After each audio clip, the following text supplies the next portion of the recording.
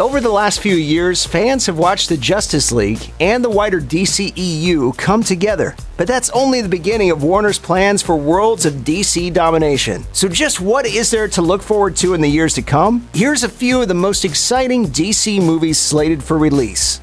In July 2018, Warner Brothers announced that Joaquin Phoenix had signed on to star in Joker, a standalone feature exploring the origins of Gotham's clown prince of crime from director Todd Phillips. The internet took a moment to scratch its collective head, then voiced a fair degree of skepticism, particularly after a short teaser surfaced showing Phoenix looking pretty much like he normally does, albeit wearing some Pagliacci-style clown makeup. Phillips, a director known mostly for his comedy work, promised a gritty character study and a cautionary tale, which only seemed to add to the skepticism. Then in April 2019, the first teaser trailer dropped and the skeptics fell silent, probably because their jaws were on the floor. Joker looks to be a dark film anchored by a ferocious performance from Phoenix. It's also the first of Warner Brothers and DC's promised attempts to tell filmmaker-driven stories outside extended universe continuity. While speculation has run rampant that this will connect to Matt Reeves' forthcoming The Batman, Phillips has insisted that his Joker is strictly a one-shot, and a unique one at that. As Phillips recently told The Hollywood Reporter, "When the marketing department asked me the other day to describe the movie, I said I can't. They said at least tell us a genre. And I thought about it for a minute, and I said, it's a tragedy." Suicide Squad may have been a bit of a mess, but it at least featured a solid take on fan favorite Harley Quinn. There are multiple projects on tap for the character, but first up is Birds of Prey and the fantabulous emancipation of one Harley Quinn, which has been described as an R-rated girl gang film in which Harley teams up with Huntress and Black Canary to face off against Black Mask, who is chasing after a young Cassandra Cain. It sounds like pretty dark stuff, but Margot Robbie has explained that the film's mouthful of a title was meant to reflect the fact that it'll be a bit more lighthearted than it might appear. Like Birds of Prey makes it sound very serious, and then that kind of, that's a bit of that's kind of like Harley adding her, like, hey, don't worry, I'm in this too. Fans will be quick to note that in the comics, Cain eventually takes up the mantle of Batgirl, although it remains to be seen if her film incarnation will follow suit. 2017's Wonder Woman was the first DCEU effort to be widely embraced by fans and critics alike, and its sequel, Wonder Woman 1984, will see Diana taking on new challenges during the era of yuppies. Originally scheduled for a November 2019 release, the flick was pushed back to summer 2020 to avoid competition with Joker and placing it in the same release slot where the first film found blockbuster success. The sequel has cast Kristen Wiig as the hero's frequent nemesis Cheetah, as well as Pedro Pascal in an as-yet unconfirmed role, which some insiders have claimed will be Maxwell Lord, who in the comics is a villainous telepath. Interestingly, Chris Pine is also set to return as Steve Trevor, despite his character meeting his end in the first film. Patty Jenkins will return to the director's chair, working from a screenplay she co-wrote with comics legends Jeff Johns and Dave Callaham, who will also be scripting Shang-Chi for Marvel Studios. While it's always seemed inevitable that DC would find a solo movie starring The Flash, the project has endured a troubled road. The character was introduced in 2016's Batman vs. Superman with Ezra Miller in the role. But since then, the Scarlet Speedster standalone film has been a revolving door of behind-the-camera talent. In early 2018, Warner Brothers landed Spider-Man Homecoming screenwriters John Francis Daly and Jonathan Goldstein to direct the picture, which by that point had already been announced as an adaptation of the Flashpoint storyline. With Miller's WB contract expiring in May, the star took it upon himself to craft his own version of the Flashpoint script, along with legendary comics scribe Grant Morrison, in a bid to hang on to the role. It's been reported that Warner's brass liked Miller's dark, gritty script, but unfortunately not enough to reverse course on the lighter, funnier version that Daly and Goldstein are intent on delivering. This means that despite his best efforts, Miller's time as Barry Allen is almost certainly done. Warner Brothers is likely to act fast in recasting the part, as Flashpoint is still thought to be on track for a 2020 release. The fate of standalone outing the Batman has been up in the air ever since the relative failure of Justice League at the box office. One misses the days when one's biggest concerns were exploding wind-up penguins. Ben Affleck was initially on board to reprise the role and direct, but after he relinquished the director's chair to Matt Reeves, rumors started swirling that he was done with the cape and cowl. This has now been confirmed as Reeves has gone public with a few details about his film, and Affleck took to Twitter to wish the director well.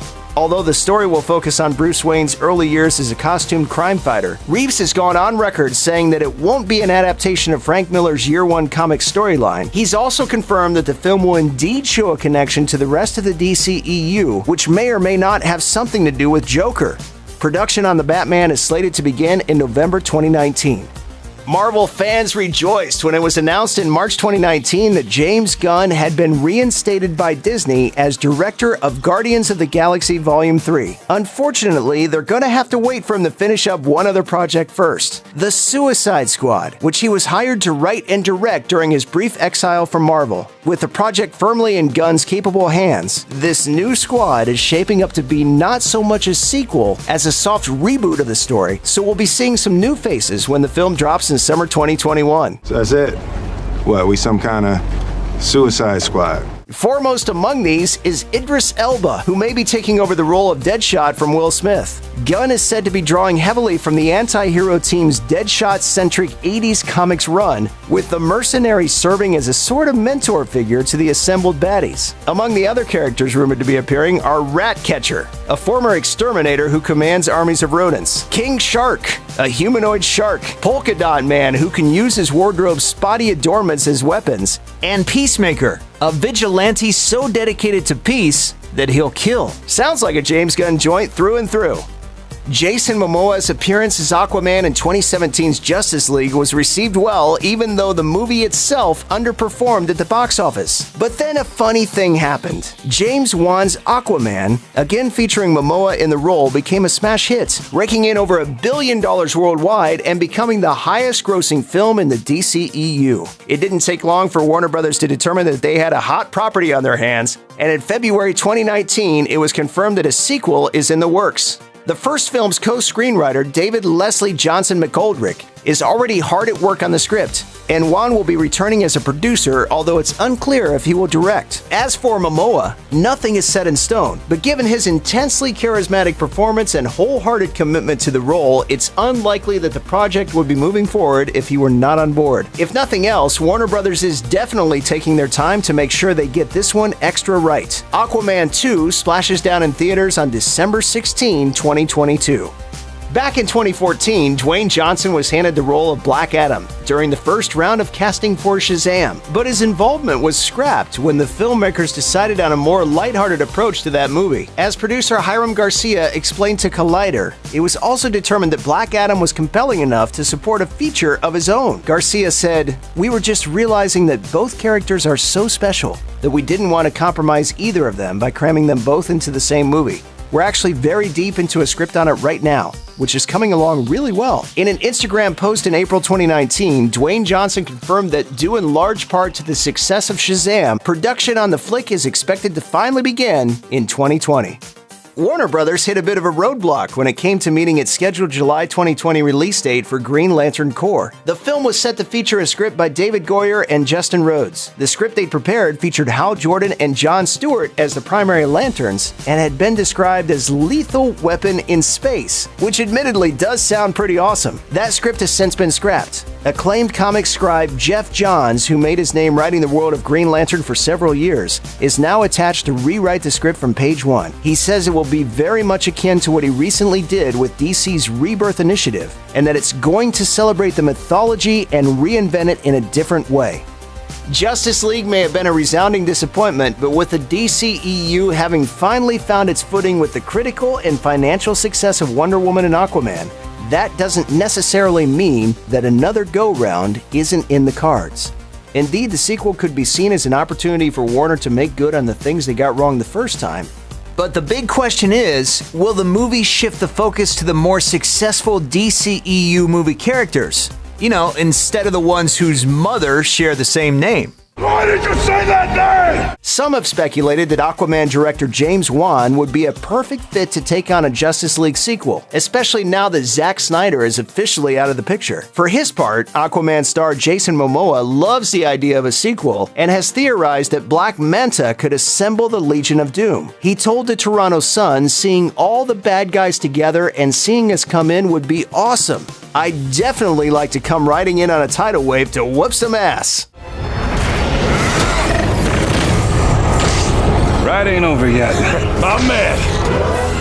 Perhaps no piece of superhero news has rocked the movie world quite like the rumors that actor Henry Cavill will be stepping down as Superman. In September 2018, news leaked that negotiations between Cavill and Warner Brothers had broken down over a cameo in Shazam, leading to the actor removing himself from the role. Since then, Warner Brothers and Cavill's own rep have insisted that Cavill is still employed, though the star himself has played it coy, with one bizarre Instagram video being his only public comment. While a script for Man of Steel 2 is confirmed to be in the works, there's no telling how this potentially massive shakeup will affect the film's progress. After all, finding the perfect Superman is no small feat, and it's hard to imagine the studio moving forward with this one until they land a replacement for Cavill. Check out one of our newest videos right here. Plus, even more Looper videos about the DCEU are coming soon. Subscribe to our YouTube channel and hit the bell so you don't miss a single one.